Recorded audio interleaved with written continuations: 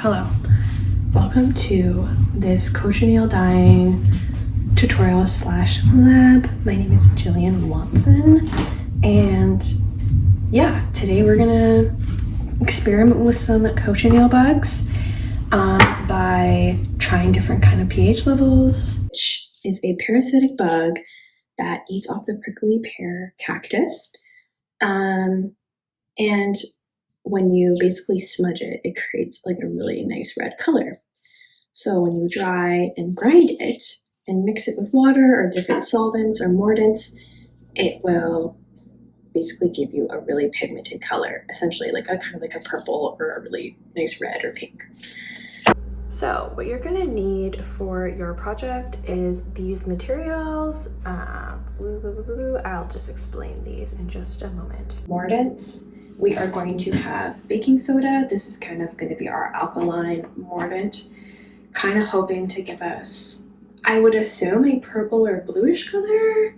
More blue? I don't know. We're going to see. Then we'll have our alum, a potassium aluminum sulfate. This is kind of our acidic one. It's not too acidic, but it's like just enough acidity, essentially. Because slimes are acidic. And maybe it'll give us a nice bright color. Who knows? Moving on, for our fabrics, I have 100% Highland wool, Highland Scottish wool. So this will be great for sucking up the dye. And then I also have a plant-based fabric, which is a cotton blend. I just cut up some sheets from like an old bed sheet. We're gonna see how these colors like turn out. For tools and like mixing things, you're gonna need some gloves just so you don't get all messy. I also have an apron to protect my clothing, and I also am wearing clothing that isn't like, it's just kind of indoor whatever clothes, so pick clothes you don't care about essentially. For crushing the bugs, you're going to need basically something to crush it with. I don't have a mortar or pestle. We do have a coffee grinder, but I don't really want to do that to my roommates, so I think this would be a better option. Just kind of bang it up and roll it. In the one video, the woman who is like traditionally showing you how to, crush out the bugs, she kind of uses a similar method. Like she has like a stone, she puts the bugs on there, and she takes like a stone rolling pin and goes. So that's what I'm gonna do, my way, I guess. Anyway, and then last but not least, I do have some jars. This is just going to be for the different colors, for mixing, and yeah, also you'll need a cup because it's for our water, and then also just kind of this is a tablespoon. I'm going to use a tablespoon of cochineal, and I think I'm honestly going to use tablespoons of each mordant. So yeah. Anyway, so yeah, and then you'll also need stuff to mix. So just like a spoon or a straw or whatever. So yeah, let's get started, I guess. Now, as you can see, it's like beautiful. Like you can see the color kind of coming through. It's also kind of gotten on my counter, but that's okay. Anyway, but yeah, so let's, I think I might put this into one of the water glasses and just see how it goes like by itself. Now, the woman in the video, she put like she kind of eyeballed it. She kind of used her heart. So I kind of might do the same. Yeah, so I'm just gonna, just got my gloves on, just realized I need them. And then I'm gonna take my tablespoon and just, take my tablespoon and just kind of put a little bit in it. I don't know if you can see, but pretty slay. Anyway, so we're just gonna drop it in. I'm just gonna do this. Oh, and already, look at that. That's pretty slay. Okay, I have my spoon and already it looks really nice.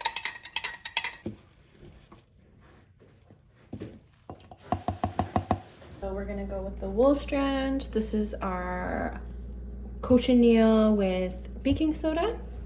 It's turned to like a purpley color, which is really nice.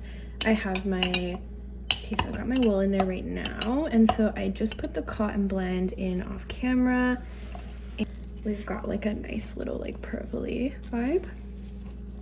And then with our wool, okay, I'm gonna let this sit like a little longer because the chunks kind of hinder. So if you're gonna do this for real, strain your cochineal like liquid because you don't want the chunks to like oversaturate the certain spots. It'll be like kind of blotchy when you dye it. Anyway, but we can see it's like turning really nice and purple, and that's really slay. This will be our next solution. So I've just got a little bit of our cochineal bugs in here, and I have got our alum, and I'm just gonna put like a tablespoon just to see what kind of colors we get. Maybe to another tablespoon, or just a little half of it, I guess, and just kind of mix. Okay, I can see the. Okay, it's getting a little lighter. Oh yeah, we're getting lighter, girls.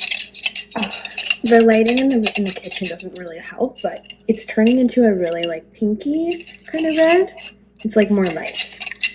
Ooh, I'm excited to see what the lime will do, because then if this turns kind of pink, maybe we'll get like an orangey red from the lime. And see how that goes.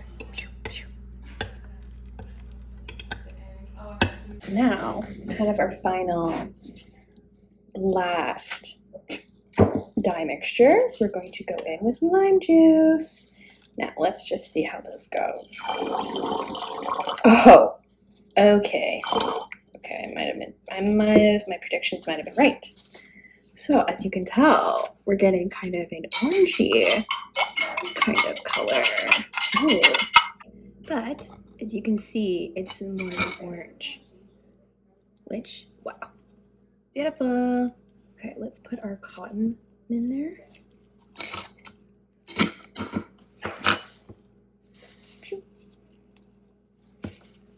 From our cotton blend, like that's a nice beautiful orange color. Oh yeah, and like I kind of said, you can kind of see the bleeding of the chunks of the cochineal onto the fabric. So yeah, it's kind of like a tie-dye vibe, but anyway, really cool stuff. Well, now that I've done kind of like experimenting process, now I'm gonna let my beautiful fabrics, my wool and my cotton, I'm gonna let it sit in these. I'm gonna do it overnight, I think, and my plan is to rinse them in cold water, let them dry, and then kind of just see how well like the pigment stays within the fabrics. I was also gonna say, when I was doing this process, I can't remember if I mentioned, but I used warm water to like hot water because using warm water helps accelerate the like chemical reaction process. So like it just like helps it stick better. You know, just science. Anyway, but the one I just showed you was my baking soda mix in cochineal. As you can kind of tell, it's like a purpley color, which very lovely. You'll see kind of the results later. Then this is my cochineal and water mix. Now it kind of gives like a wine color, like a berry wine color. So that's kind of fun. We'll see what that looks like. Hopefully it's kind of nice. It's not as like, obviously it's not as like vibrant as the other ones because there's no mordant or like a solvent in it, but we'll see how it looks. And then this is my cochineal and alum, which you can tell like is very pink. Like I love that. That's a beautiful color. And then my last one is the cochineal and lime juice, which gives like a beautiful fiery orangey red, which I'm very excited to see how these all turn out. But yeah, we'll see the next day. Okay, so this is the next day, and these are the dyes like kind of sitting overnight. This is our plain mix, just our cochineal mix. This is our baking soda mix, our alum mix, and then our lime juice mix. I'm going to clean them and wash them with cold water and just kind of let them dry, and then we can just see the final results after. Okay, so this is the final result of the wool. Now, I'm gonna say this is my alum and cochineal mix. This one did not kind of go as planned, to be honest. As I was washing these with the cold water, these like obviously like rinsed fine. This one, kinda, but this would completely turn white. Like it was like it was like a light tinge of pink. That wasn't really what I was going for, so I decided to let it soak a little longer, and then I just took it out and just kind of let it drip dry. And yeah, but yeah, so this was our alum and cochineal mix. This is just our Cochineal and water mix, which lovely color, honestly. I think it's really cool, a nice berry color. This is our cochineal and baking soda mix, lime juice and cochineal, which this is my favorite. This obviously stayed so well. And yeah, I think this is my favorite one, to be honest, because like look at the way like there's no white. You can see that it really fully saturated the fabric compared to like this one or like this one. Anyway, so yeah, I think what I plan on doing with these, I might make little bows out of them or something, you know. I think that'd be kind of fun. I don't know. Or shoelaces, I'm not sure, but yeah. So that's the wool strands. Now I will move on to the cotton strips.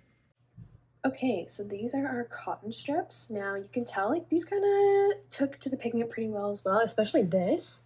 This is just our cochineal and water dye mix, and it's really nice. And it fully saturated and took the color. This is our lime juice and cochineal. Kind of like I said earlier, you can see kind of the blotchiness of like the chunks. That's okay, it's kind of cute. And then this is our cochineal alum. I did wash this piece, and this seemed to dry fine or like wash fine.